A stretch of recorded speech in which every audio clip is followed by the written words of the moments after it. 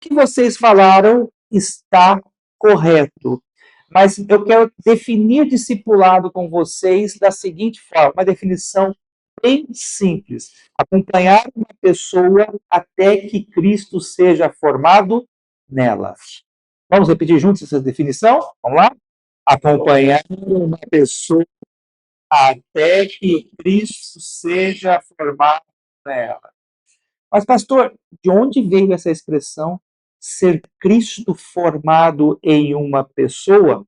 Olha só o texto de Gálatas 4,19. Meus filhos, por quem de novo sofro, e aqui Paulo ele está narrando as suas angústias, as suas batalhas, as suas lutas como pastor discipulador, as dores de parto, e aqui as irmãs vão entender bem essa questão, né? O filho ele não é gerado instantaneamente, mas o filho ele é gerado em um processo. São de 8 a 9 meses o período de gestação, de gravidez, até que a mulher dê o quê? Luz. Então, olha só que interessante. O discipulado não é algo instantâneo, mas o discipulado ele é o quê? Um processo. E quando é que a gente pode dizer que terminamos a missão? Quando é que a gente pode dizer eu entrego essa pessoa até Cristo ser formado nela? Ok? Então, três questões muito importantes aqui desse texto. Observe, olá, boa noite, sejam bem-vindos, né? Discipulado é um processo. E é um processo, podemos dizer assim, que muitas vezes exige dor. A gente passa por dor. Ok? Outra questão importante. Termina quando Cristo é formado na pessoa. Ok? Vamos dar uma pausa para os nossos irmãos entrarem. Discipulado. Discipulado é acompanhar uma pessoa até que Cristo seja formado nela. Perguntas. Gente, ambiente de sala de aula é muito melhor do que lá em cima. Né? Porque a gente tem essa interação. Então, isso aqui é muito rico. Preciso convencer agora vocês, biblicamente, que é a maior obra que Deus realiza na nossa vida. Olha só, é um processo também, Claudina. Vamos ler juntos Romanos 8, 29? Vamos lá, leiamos. Aos que de antemão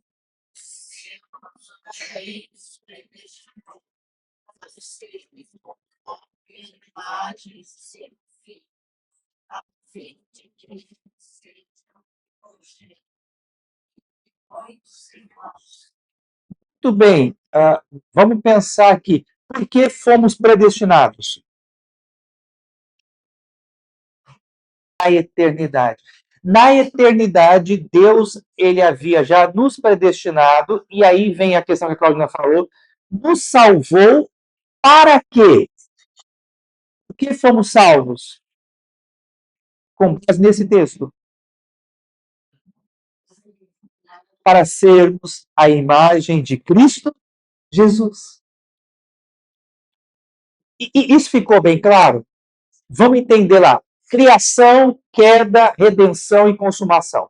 Criação. O homem ele foi criado de forma o quê? Perfeita. Adão tinha pecado? Quando Deus criou Adão, Adão era o quê? Perfeito. Perfeição de Adão apontava para a imagem de quem? Cristo Jesus. O que fez a queda?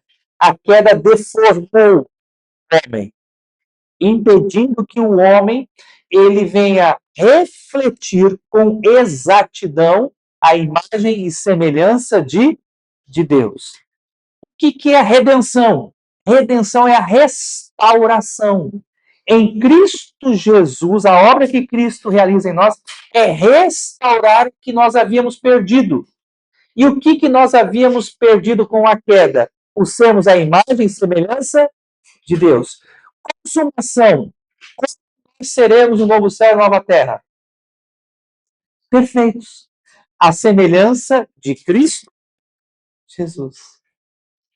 Então, o que nós precisamos entender é que a salvação ela é um processo que terminará no novo céu e na nova terra, e esse processo implica em quê? Em sermos a imagem e semelhança de Cristo Jesus.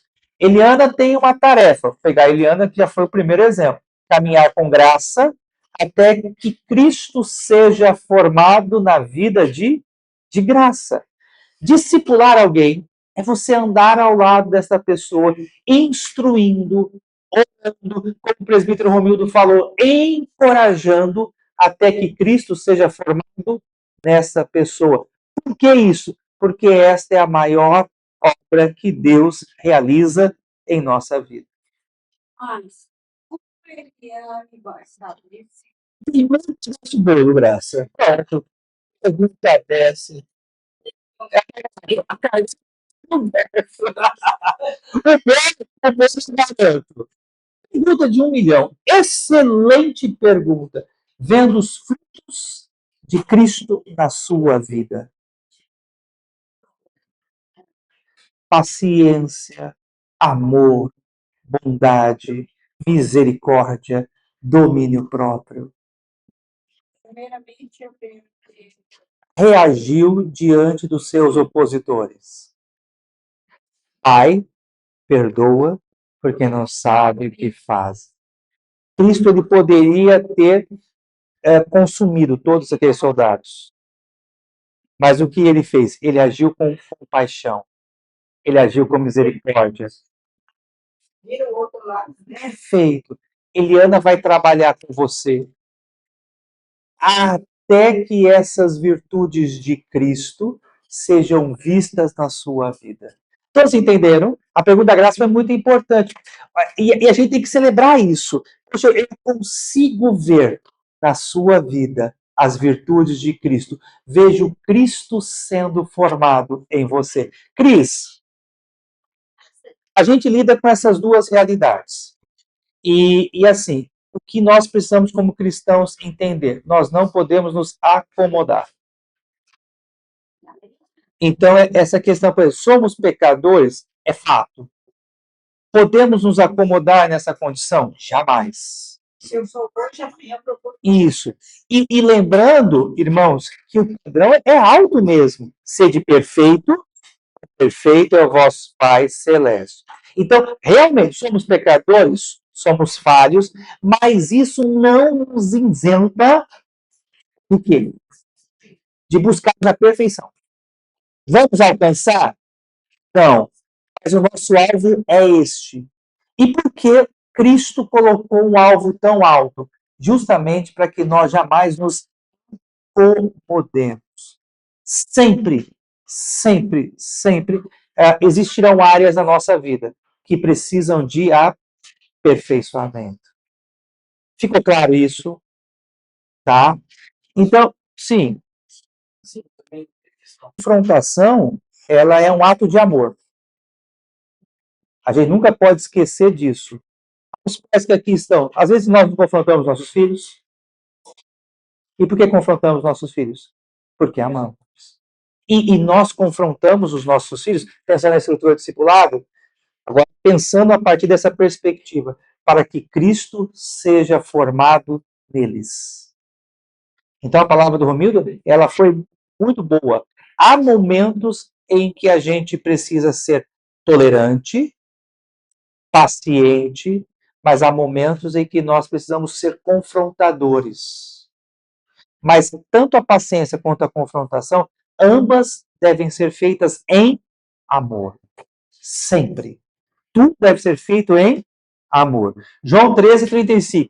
Nisto conhecerão todos que sois meus discípulos, se tiverdes amor uns para com os outros. Quem ama acaricia, quem ama passa a mão, quem ama abraça, quem ama beija, mas quem ama disciplina, quem ama corrige, quem ama confronta, quem ama exorta. Não são realidades excludentes. Então, eu acho que a palavra do Pedro meu foi muito feliz nisso, porque se completam essas duas realidades com o propósito de formar Cristo na pessoa. Então, Eliana, muitas vezes vai ter que confrontar a graça. Vai ter que ter momentos que vai ter que ter paciência, passar a mão, vai ter graça. Isso aqui você tem que melhorar para que Cristo seja formado nela, para que Cristo... E isso é ótimo, eu ia falar isso mais à frente. Como nós nos tornamos pessoas maduras? Nós só crescemos espiritualmente quando nós discipulamos alguém.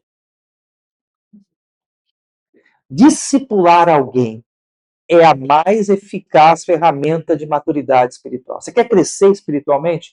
Pegue alguém para discipular.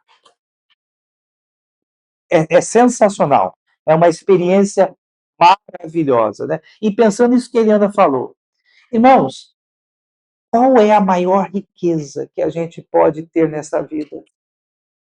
Qual o maior ministério que o Senhor Deus nos dá? Levarmos outras pessoas a serem a imagem e semelhança de Cristo Jesus. Claro que isso começa em casa, né? Que a gente falou anteriormente. Ver os nossos filhos, verem Cristo sendo formado nos nossos filhos.